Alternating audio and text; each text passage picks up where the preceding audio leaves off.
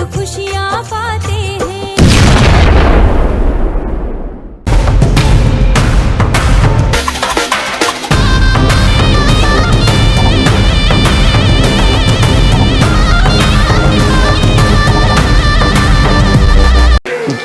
एक सम्राट के अंदर 100 राजा होते हैं, सुन लीजिए। 100 राजा के ऊपर एक महाराज होता है और 100 महाराज के ऊपर एक सम्राट होता है और 100 सम्राटों के ऊपर एक और चक्रवर्ती सम्राट होता है और वो होते हैं अयोध्या के नरेश। उस जमाने में होते थे चक्रवर्ती सम्राट। और जो लोग बहुत ऊपर को थे, जैसे आज के ज़माने में बड़े बड़े जो उद्योगपति, मैं नाम नहीं लूँगा, अब उनके घर के बच्चों को पता ही नहीं है दुख क्या है ना, उनको पता ही नहीं दुख क्या है। एक बार एक राजकुमारी एक गरीब बस्ती में गई तो गरीबों ने पैर पकड़ लिया, कहा महारानी जी कई दिन से रोटी नहीं खाए हैं। अब उसको पता ही नहीं था कि गरीबी क्या होती है। उसने कहा रोटी नहीं खाए हो?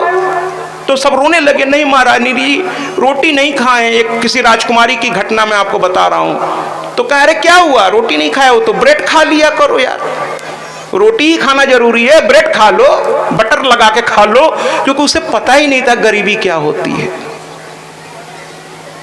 है ना।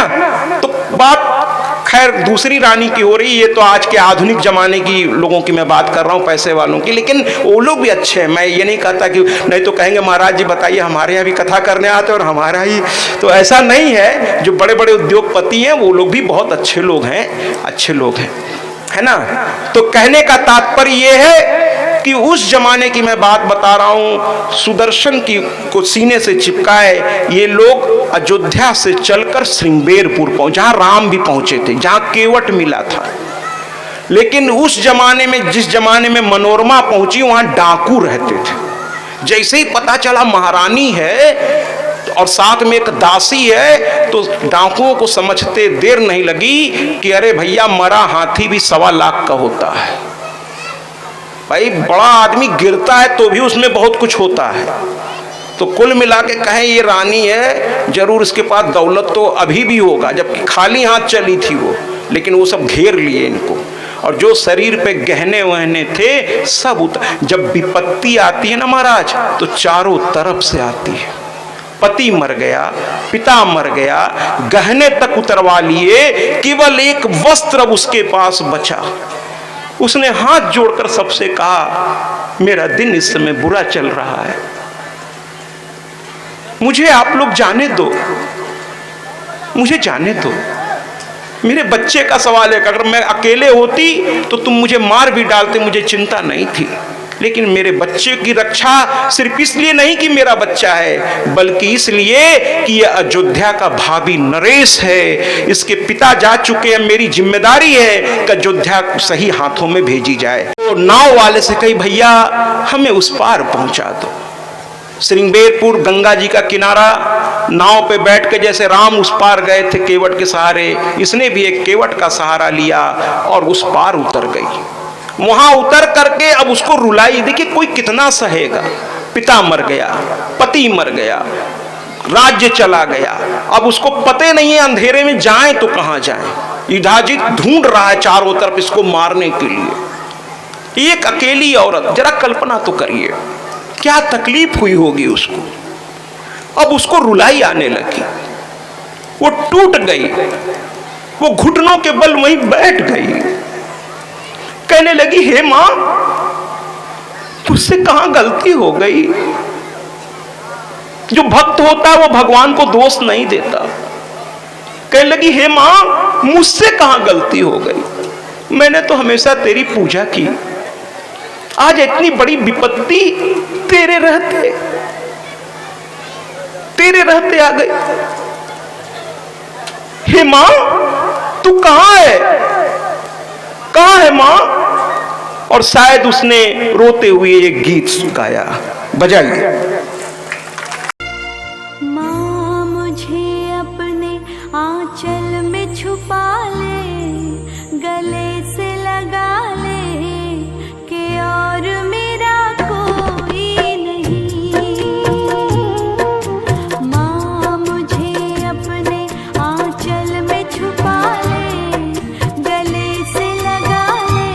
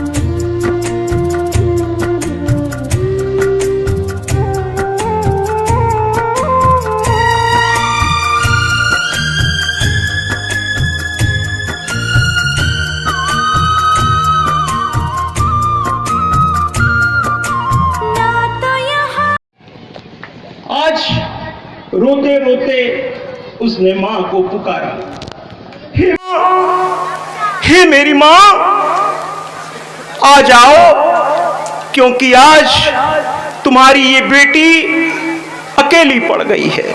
और मैंने सुना है कि जिसका कोई नहीं होता उसकी तू होती है, इसीलिए तो दुनिया तुझे प्रणाम करती है। जिसका कोई नहीं होता उसकी तू होती है मां, इसलिए मां प्रकट हो गई।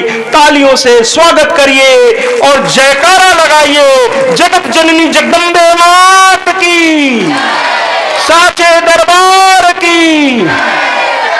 आनंद नहीं आ रहा, थोड़ा और जोर से। कितने लोग चाहते हैं कि मां तक उनकी आवाज पहुंचे? जरा हाथ तो उठाइए। अरे इतने लोग चाहते हैं तो फिर जयकारा भी तो लगाइए, है ना। चलिए एक बार फिर से बोलते हैं, साचे दरबार की। क्या बात है, क्या बात है, क्या बात है।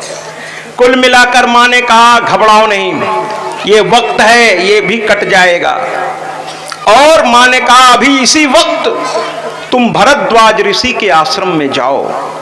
भरद्वाज ऋषि ही अब तुम्हारी रक्षा इस समय करेंगे और मैं तुम्हारे साथ हूं, चिंता नहीं करना। लेकिन कल भी मैंने कहा था, मां जादू नहीं करेगी। कोई भी देवी देवता से आप जादू की उम्मीद ना करें।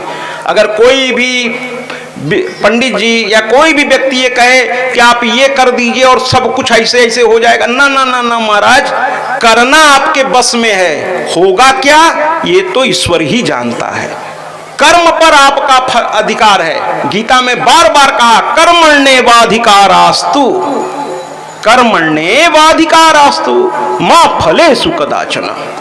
कर्म पर अधिकार है, आप सब कुछ करिए, लेकिन होगा क्या वो ईश्वर, गॉड नोज बेटर, भगवान ही जानता है होगा क्या। ये बात हमेशा याद रखिए। आप सिर्फ निवेदन कर सकते हैं, कर्म कर सकते हैं, ये ध्यान रखते हुए करिए। अंत में मां ने कहा, भरद्वाज ऋषि के आश्रम में वहां पहुंच गई।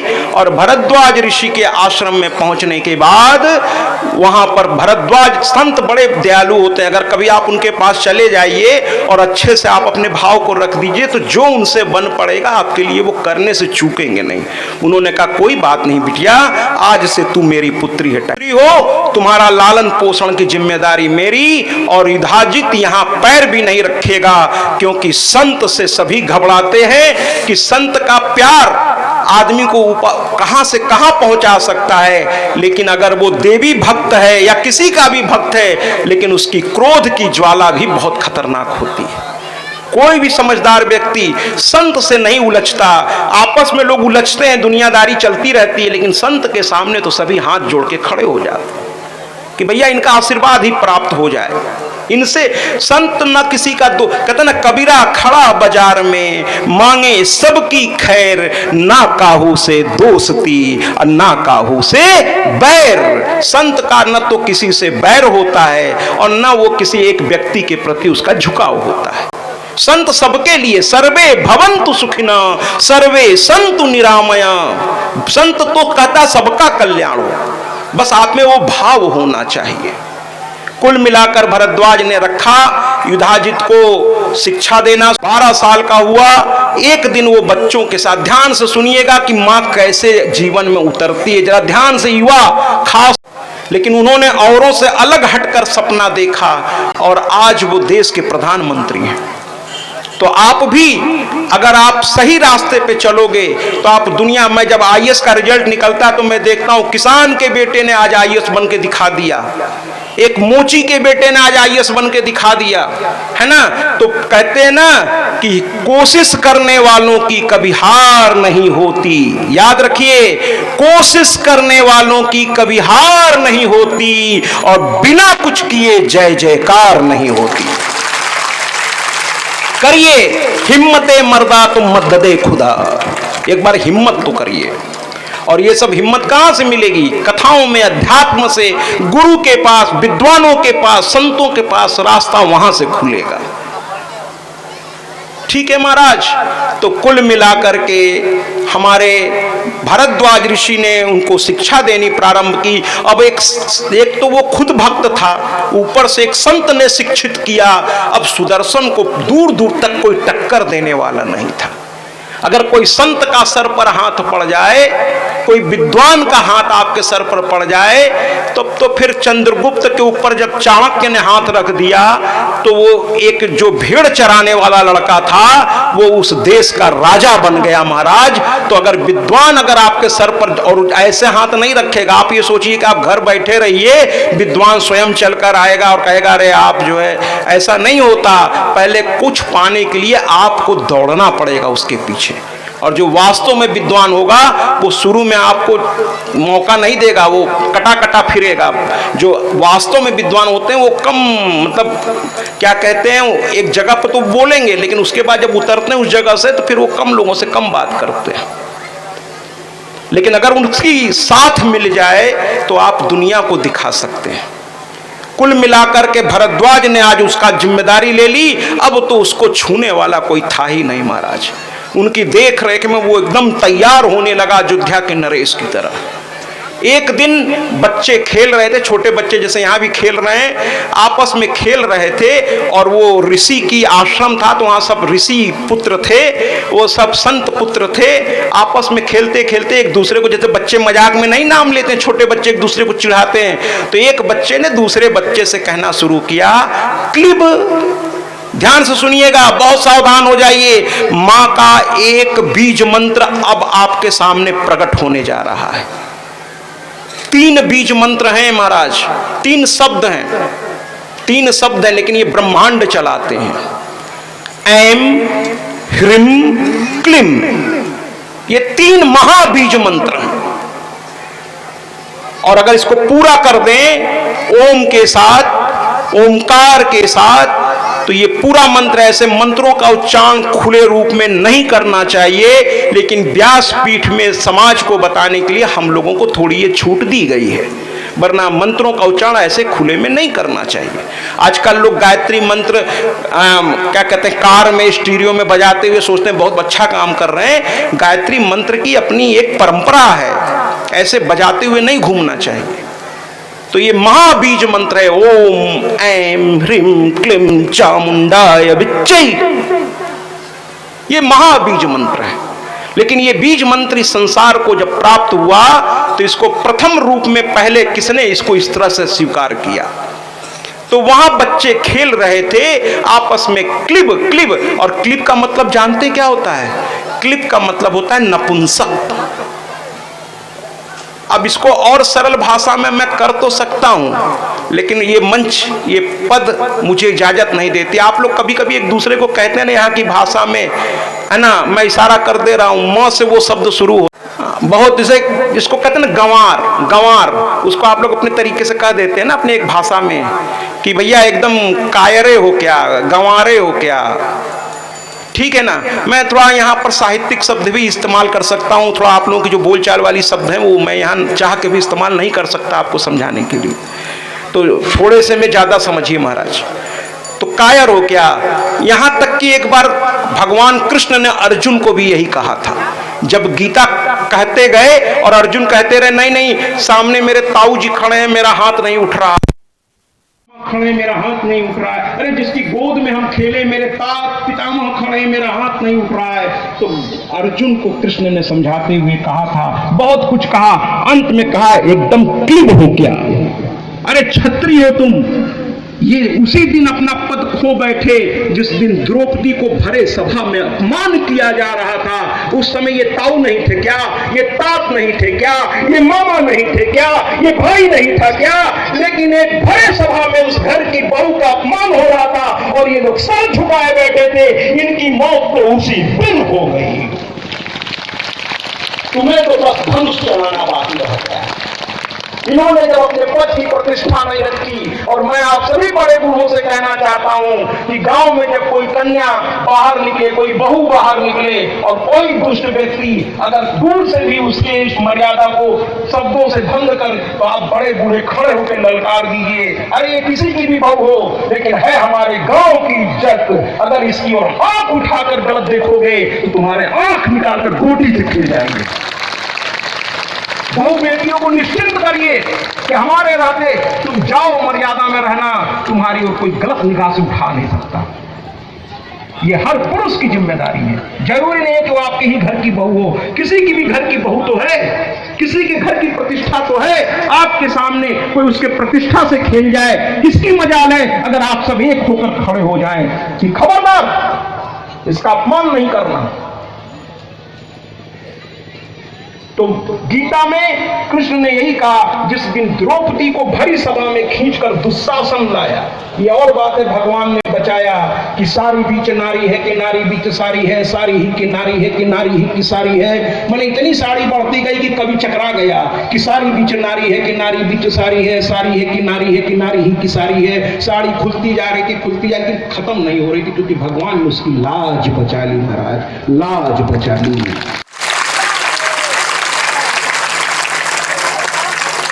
तो गीता में कृष्ण ने कहा था कि युद्ध करो, और उन्होंने कहा था क्लिब हो क्या, नपुंसक हो। यही बात यहां बच्चों ने आज खेल खेल में एक दूसरे से कह दी, क्लिब, और कूद रहे हैं छोटे बच्चे, क्लिब क्लिब क्लिब क्लिब। और अचानक सुदर्शन ने उस शब्द को पकड़ लिया, और पकड़ के क्या कहता है सुदर्शन, कहता है क्ली।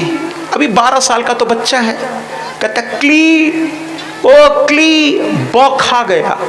जबकि सब लोग कह रहे थे क्लिब, ब भी लग रहा था। मैं चूंकि इंटर में लेक्चरर रहा हूं तो मैं एक एक शब्द आपको बताता चलूंगा, बाकायदा संधि विच्छेद भी कर दूंगा।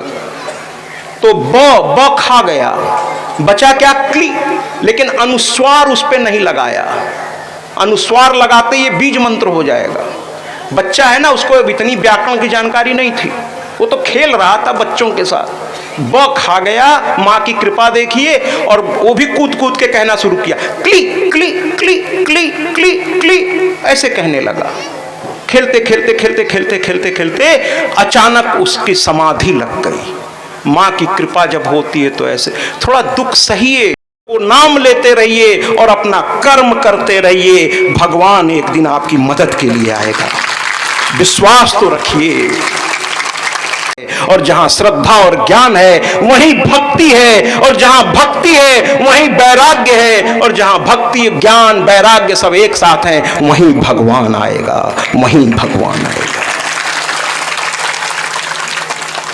कुल मिलाकर वो समाधि में लग गया, सामने दर छोड़ के ना, सामने चतुर्भुज रूप में मां मेरी प्रकट हो गई, तालियों से स्वागत करिए। अरे मेरी माँ इतनी दयालु है,